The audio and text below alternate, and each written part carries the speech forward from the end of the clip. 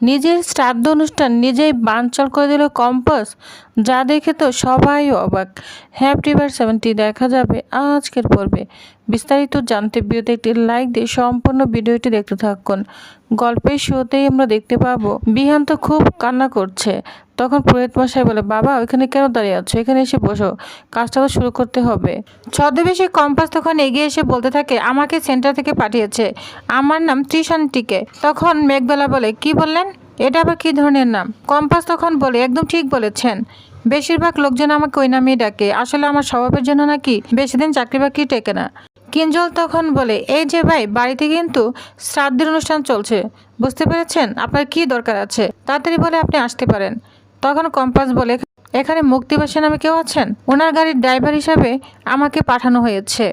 সেনাপতি তখন কম্পাসকে বলে, আচ্ছা এই যে তোমাকে এই সিনটা জানলো কি করে যে আজকে আমাদের গাড়িটা ডেলিভারি হওয়ার কথা? আর আমাদের যে ড্রাইভার লাগবে সেটা তো আমরা এখনও কনফার্ম করিনি, আমরা তো বলেছিলাম আমরা পরে জানাবো। কম্পাস তখন বলে, আরে সন্দীপ ড্রাইভার সেন্টারের কাছে না সব খবর থাকে, কখন গাড়ি আসবে, কার ড্রাইভার লাগবে, সব কিছু আমাদেরকে আগে থেকে জানতে হয়, কাস্টমার কেয়ারে যাতে ঘাটতি না হয়, বুঝতে পেরেছেন? এই দেখুন, এই লিস্টটা দেখুন, এই 36টা বাড়িতে আমি কাজ করেছি, এনারা সবাই কিন্তু খুব নামকরা। হ্যাঁ, আর আমি সব কাজ জানি, তো সেলাই থেকে চণ্ডীপাঠ সমস্ত কাজ। মুক্তি তখন বলে, গাড়ি চালানোর সাথে চণ্ডীপাঠের কি সম্পর্ক? কম্পাস তখন বলে, আরে বাবা, গাড়ি তো আমার কাছে মন্দির মতো ম্যাডাম, নিজের হাতে তার পরিচর্যা করি, মানে এমন যত্ন নিয়ে গাড়িতে আর কোনো মেকানিক্যালের হাত দিতে হয় না। এই যে দেখুন, আমার ব্যাগে সমস্ত পুজোর গাড়ি সারানোর যন্ত্র রাখা আছে। এই যে এটা আমাকে দিয়েছিলেন বিখ্যাত জাট সম্রেন্দন। কিঞ্জল তখন বলে, আপনি থামুন তো। মুক্তি তখন বলে, সেনাপতি ওনাকে না একটু নিয়ে যা। আর তখন সেবন্তী বলে, আচ্ছা মুক্তি, তোমার কি কোনো হুঁশ নেই, এসব আলোচনা করে এটা সময় হচ্ছে? কিঞ্জল তখন বলে, ওই ছেলেকে না বসতে বলো, পরে কথা বলো, আগে আমাদের কাজটা কমপ্লিট করে দাও। কম্পাস তখন বলে, সত্যি আমি মনে হয় ভুল সময় চলে এসেছি। আহারে, সবার মুখগুলো আমসত্ত্বের মতো শুকিয়ে রয়েছে। কি হয়েছে, খুব কাছে গিয়েও চলে গিয়েছে নিশ্চয়ই? কম্পাসের ছবি দিকে তাকিয়ে বলে, আহারে কি ঢলঢলে হত্যা। পুরোহিত মশাই বলে বিহানকে, বাবা তুমি এখানে কেন দাঁড়িয়ে আছো, এখানে এসে বসো, কাজটা তো শুরু করতে হবে না? রুদ্র তখন বিহানকে এনে আস্তে আস্তে পুরোহিত মশাই এখানে বসিয়ে দেয়। তখন ওইখানে কম্পাস চলে আসে, বলছে, স্যার আপনি না তো কান্না করবেন না প্লিজ। তখন কম্পাস বিহানের কাঁধে হাত রাখে আর মনে মনে বলে, স্যার আপনি সত্যি আমার জন্য কান্না করছেন, আপনি আমাকে মিস করছেন? কম্পাস তখন বিহানকে বলে, আর কান্না করবেন না প্লিজ, আমি জানি আপনার খুব কষ্ট হচ্ছে, তাই তো আমার মা বলেছে, জানেন তো, কেউ দুঃখ পেলে না সবসময় তার পাশে থাকতে হয়, আর আমার দাদা শিখিয়েছে ঝাঁপিয়ে দিলে সব দুঃখ দ্রুত হয়ে যায়। তখন মোনালিসা বলে, এটা কি হচ্ছে, আপনাকে ছাড়ুন, উঠুন বলছি। তখন কম্পাস ওখান থেকে উঠে যায়, ঋতুজার কাছে যায় কম্পাস, তখন বলে, মা এরকম করে কান্না করবেন না, এরকম কষ্ট পাবেন না প্লিজ, কি করবেন বলুন, সবটাই তো নিয়তি, জীবনে তো এরকম কত ঝড়ঝাপটে আসে, তাই না? কিন্তু দেখবেন একদিন না একদিন এই সমস্ত ঝড় কেটে গিয়ে সূর্যের আলো ঠিক উগিয়ে দিবে। মাহি তখন বলে, এই সেনাপতি তুমি লোকটাকে ডেকে বসাও না, কি শুরু করেছে দেখো তো, আবার না এটা নিয়ে একটা অশান্তি শুরু হবে, প্লিজ ডেকে বসাও লোকটাকে। তখন সেনাপতি কম্পাসকে ধমকাতে থাকে আর বলছে, আপনি শুন তো, ওইখানে গিয়ে বসুন যান। তখন কম্পাস অন্যদিকে যেতে থাকে। ওই মুহূর্তে দেখা যায় মোনালিসার মা চলে এসেছে। কম্পাস বলে কান্না করতে করতে চলে এসেছে, বলছে, কম্পাস বলছে, আমার মেয়েটা কোথায় গেল, কি করে হলো এটা বলুন না, কি করে হলো যে আমি আমার মেয়েটাকে শেষবারের মতো একবার দেখতে পেলাম না, এত বড় বিস্ফোরণ হলো যে মেয়েটা পুড়ে একদম ছাই হয়ে গেল। না না, এটার প্রাপ্য ছিল না। কিরে মোনা, বল না ছিল, এটা আমার কম্পাসে প্রাপ্য ছিল, বলছিস না কেন, বল। এরপর তুই কার সাথে যুদ্ধটা চালিয়ে যাবি? সারাটা জীবন ধরে তুই মেয়েটাকে এত হিংসা করেছিস, ওর সাথে তো এত লড়াই করলি, এবার তুই কাকে হিংসা করবি বল, কাকে হিংসা করবি, তোর সময় কাটবি কি করে, আমাকে বোঝা। আমি কিছুতেই না এটা মেনে নিতে পারছি না, কিছুতেই না। আমার বুকটাকে খালি করে চলে গেল। তখন কম্পাস মনে মনে বলে, তোমরা সবাই কষ্ট পাচ্ছ আমি বুঝতে পারছি, কিন্তু বেশি দিনে কষ্ট পেতে দিব না, আর আমি বেঁচে থাকতে আমার শ্রাদ্ধ হবে, এটা তো আমি কখনোই হতে দিব না। আমার শত্রুদের আমি কিছুতেই জিততে দিব না, তোমরা একদম চিন্তা করো না।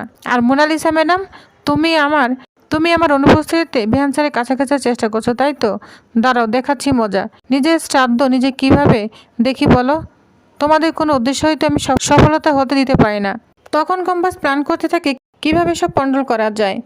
তখন কম্পাস বলে, দাঁড়াও, আমি তো এগুলো লন্ডভন্ড করতেই চলে এসেছি।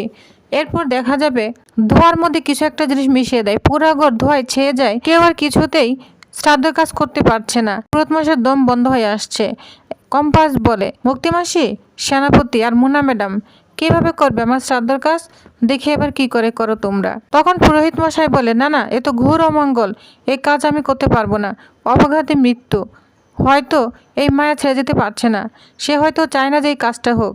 মোনালিসা তখন ভয় পেতে থাকে, বলছে, সেনাপতি, পুরোহিত মশাই আমার ঠিক বলছে, আমি কালকে রাতে কম্পাসকে আমার ঘরে দেখেছিলাম। তখন সেনাপতি বলে, একদম চুপ থাক। পুরোহিত মশাই বলে, আমার মতে আপনারা সব নিয়মকানুন পালন করতে থাকেন, 13 দিনে কাজটা করুন, আমাকে ছেড়ে দিন মা জননী। মেঘবালা তখন রুদ্রকে বলে, জানো তো, এবার না আমারও ভয় লাগছে। কোথা থেকে কী যে হয়ে গেল কিছুই তো বুঝতে পারছি না। কম্পাস হয়তো চায় না যে শ্রাদ্ধটা হোক। ঋতুজা তখন বলে, আমারও তাই মনে হচ্ছে, ও হয়তো চায় না যে ওর শ্রাদ্ধ হোক। সবাইকে তো ন্যায় দিত, আর আমরা কি ন্যায় দিব না? কি জানি, হয়তো মেয়েটা এটাই চাই। আমরা সবাই জানি কি করে ওর সাথে এরকম একটা ঘটনা ঘটলো। শ্যামন্তী তখন বলে, ঠিক বলছো দিদিভাই, আমরা জানি না আমাদের কম্পাসের সাথে কে করেছে, তবে যেই করেছে না কেন, যতক্ষণ পর্যন্ত ও শাস্তি না পাচ্ছে ততক্ষণ পর্যন্ত কম্পাসের আত্মা শাস্তি পাবে কি করে বলো তো? ওর আত্মা তো শান্তি পাবে না। ঋতুজা তখন কান্না করতে থাকে, বলছে, জানিস তো, আমার মনে হচ্ছে ও আমার আশেপাশেই আছে। আমি কিছুতেই মানতে পারছি না যে ও আমার পাশে নেই, আমাদের কাছে নেই। মুক্তি তখন বলে, সেনাপতি, কাজ যখন হলোই না, যা তুই ড্রাইভারের সঙ্গে কথা বলে নে, ওকে শোরুম থেকে ড্রাইভ করে গাড়িটা নিয়ে আসতে বল, যা।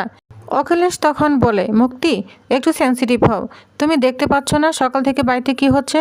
তারপর তোমার মনে হচ্ছে এই গাড়ির ড্রাইভার এই সমস্ত নিয়ে আদিক্ষতা করার সময় এখন? এটা খুব ভালো কাজ হচ্ছে, তাই তো?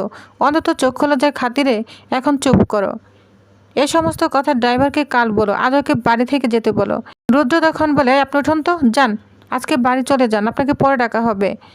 মুক্তি তখন বলে, হ্যাঁ সেটাই ভালো, তুমি বরং এখন বাড়ি চলে যাও, আমি তোমার সেন্টারের সাথে পরে কথা বলে নিব। কম্পাস তখন বলে, আমি তো এখন বাড়ি যেতে পারবো না ম্যাডাম। আরে বাবা, সেন্টার থেকে তো আমাকে 24 ঘন্টার ড্রাইভারের জন্য পাঠিয়েছে, আমি এখন কোথায় যাব? আর আমার বাড়ি তো সেই অনেক দূরে।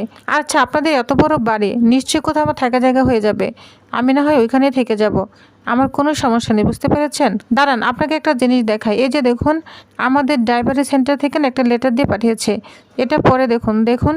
তখন মুক্তি লেটারটা পড়তে যাবে, ওই মুহূর্তেই মুক্তি একটা ফোন আসে। ফোন রিসিভ করে হ্যালো বলতে থাকে। কম্পাস বলে, এবার একটা কল তোমার কাছে যাবে মুক্তি মাসি, তুমি ভয়ে না একদম আত্মার খাঁচা ছাড়া হয়ে যাবে। তখন ফোনে বলতে থাকে, শুনুন, আপনি যা করেছেন তা আমরা জানি মুক্তি বসু, শুনুন, সব কিছু শেষ হোক কিন্তু শেষ হয় না। এদিকে কম্পাস বলে, এটা যে রেকর্ড বয় সেটা তোমার বোঝার ক্ষমতা নেই। তখন ফোনে আরও বলতে থাকে, আপনারা যাই কাজ করুন না কেন তার কিন্তু রেস্ট থেকে যায়, সাক্ষী থেকে যায়, বুঝতে পেরেছেন?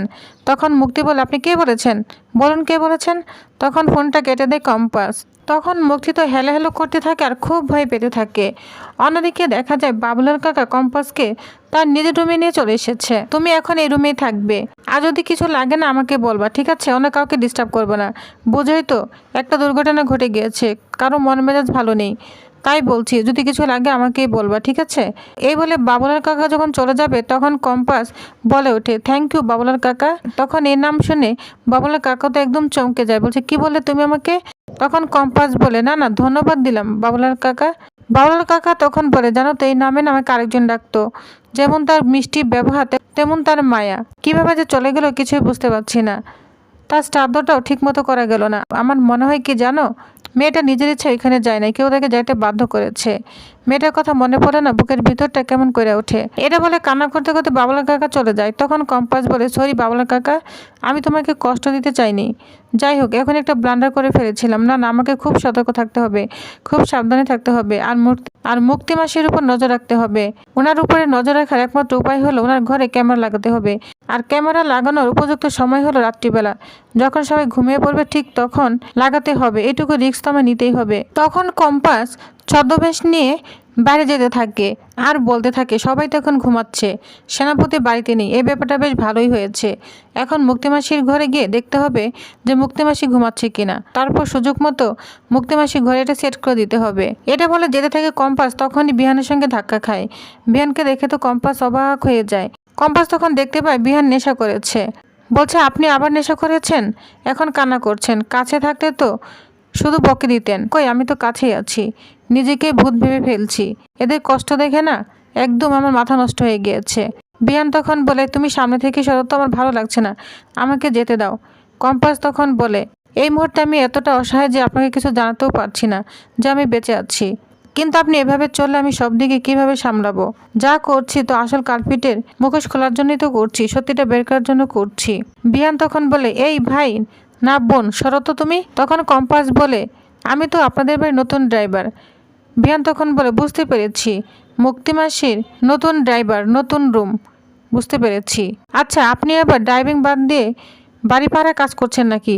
মানে এত রাতে ঘুরঘুর কেন করছেন? কিছুই তো বুঝতে পারছি না। তখন কম্পাস বলে একদম ঠেকায় পরে বের হয়েছি, মানে 1 নম্বর 2 নম্বর, মানে 2 নম্বরটা খুব পেয়েছে।